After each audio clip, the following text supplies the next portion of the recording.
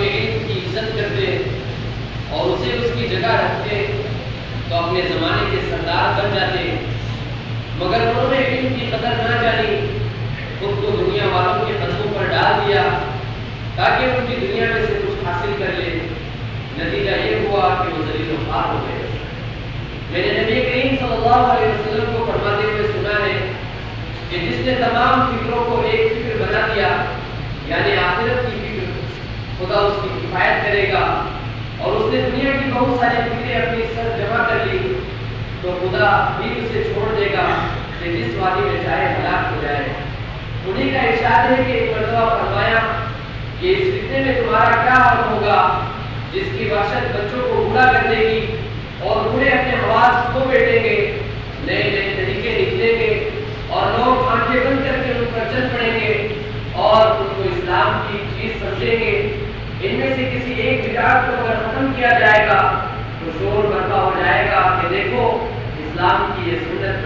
بدل ڈالی گئی، حالانکہ وہ اسلامی چیز تھی ہی نہیں۔ حاضرین نے سوال کیا حضرت یہ کب ہوگا؟ فرمایا جب تم میں سے پڑھنے والے بہت ہو جائیں گے مگر سمجھنے والے کم رہ جائیں گے، جب تمہارے سردار بہت ہو جائیں گے اور امانت دار کم رہ جائیں گے، جب آخرت کے عمل کو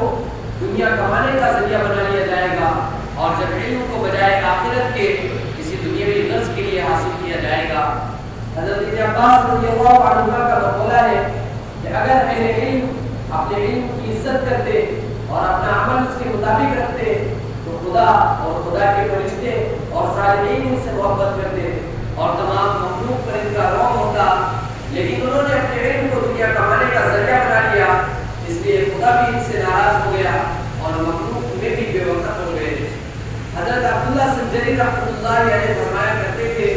کہ جس کا علم ریا وغیرہ سے پاک نہیں اس کا عمل پاکیزہ نہیں ہو سکتا، اور جس کا عمل پاکیزہ نہیں اس کا بدن پاک نہیں، اور جس کا بدن پاک نہیں اس کا دل بھی پاکیزہ نہیں ہو سکتا۔ یزید ابن ابی حبیب رحمۃ اللہ علیہ کہتے ہیں کہ نبی کریم صلی اللہ علیہ وسلم سے عرض کیا گیا کہ مخفی ہوس کیا ہے؟ فرمایا آدمی علم حاصل کرے اور دل میں خواہش ہو کہ لوگ اس کی برداری کریں، درباری کریں۔ حضرت حسن بصری رحمۃ اللہ علیہ نے فرمایا برے عالم کی سزا دل کی موت ہے۔ پوچھا گیا دل کی موت کیا ہے؟ فرمایا عمل آخرت سے دنیا طلب کرنا۔ انہیں کا ارشاد ہے کہ حق تعالیٰ نے علم دین کی حفاظت کے لیے ایسے لوگوں کو بھی مقرر کرتے ہیں